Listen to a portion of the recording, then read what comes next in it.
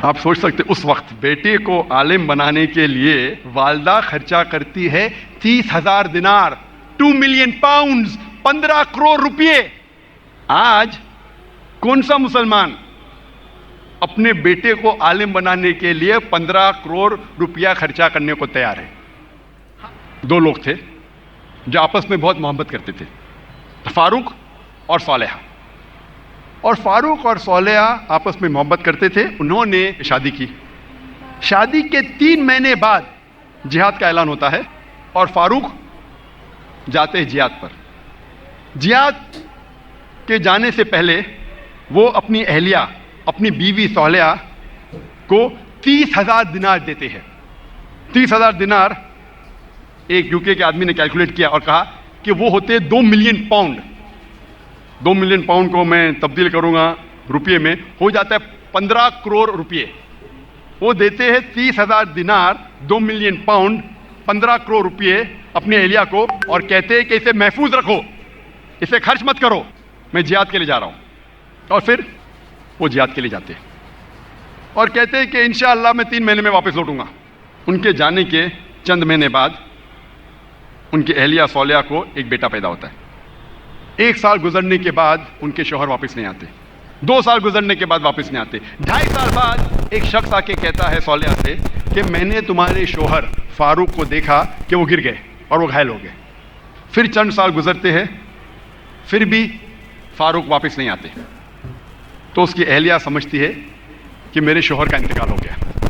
لیکن 30 سال بعد فاروق واپس مدینہ لوٹتے اور ان کی خواہش تھی کہ میں میری اہلیہ سے ملوں، لیکن وہ بہت پرہیزگار تھے۔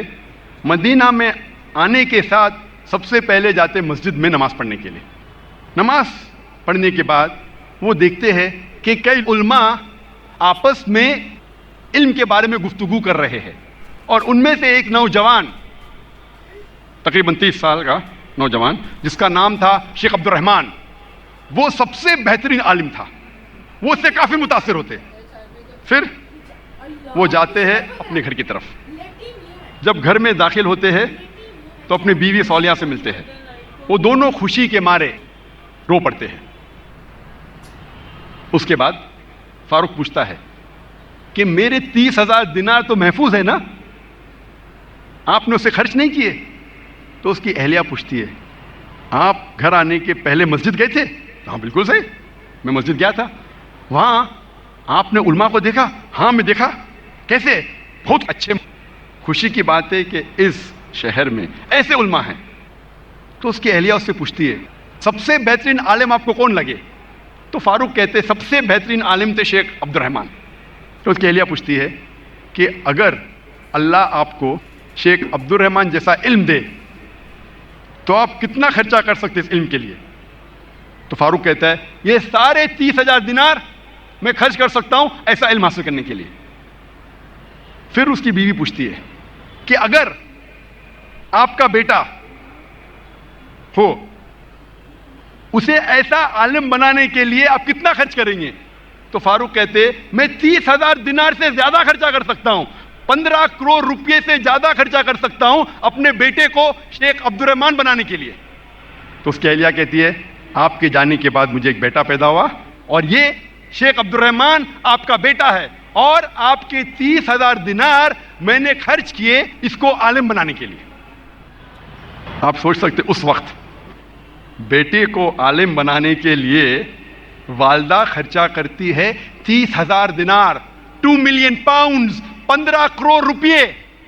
آج کون سا مسلمان اپنے بیٹے کو عالم بنانے کے لیے 15 کروڑ روپیہ خرچہ کرنے کو تیار ہے؟ ہاں ڈاکٹر بنانے کے لیے نو پرابلم، ڈونیشن دیں گے، رشوت دیں گے، 10 لاکھ، 15 لاکھ، 20 لاکھ، 50 لاکھ، 1 کروڑ۔ ڈاکٹر امریکہ بھیجنے کے لیے میرا بیٹا امریکہ میں پڑھ رہا ہے، 2 کروڑ خرچہ کریں گے، 3 کروڑ خرچہ کریں گے۔ کیوں؟ بیٹا امریکہ میں پڑھ رہا ہے۔ سٹیٹس۔ میں یہ جاننا چاہتا ہوں کہ کتنے مسلمان اپنے بیٹے کو عالم بنانے کے لیے 15 کروڑ خرچہ کریں گے؟ گنتی کے آپ کو ملیں گے انگلیوں پہ۔ ہے الحمدللہ آج بھی ہمارے معاشرے میں ایسے مسلمان ہیں، لیکن بہت کم، انگلیوں پہ گن سکتے، بہت کم لیکن ہے الحمدللہ. ہم دیکھتے ہیں کہ آج ہم مسلمان سارے طرف سے پیٹے جا رہے ہیں. ہم مسلمان آج معاشرے میں سب سے نیچے درجے کے لوگ کہلائے جاتے ہیں. ساتھیو سبسکرائب، شیئر اور لائک ضرور کیجیے گا. جزاک اللہ خیر.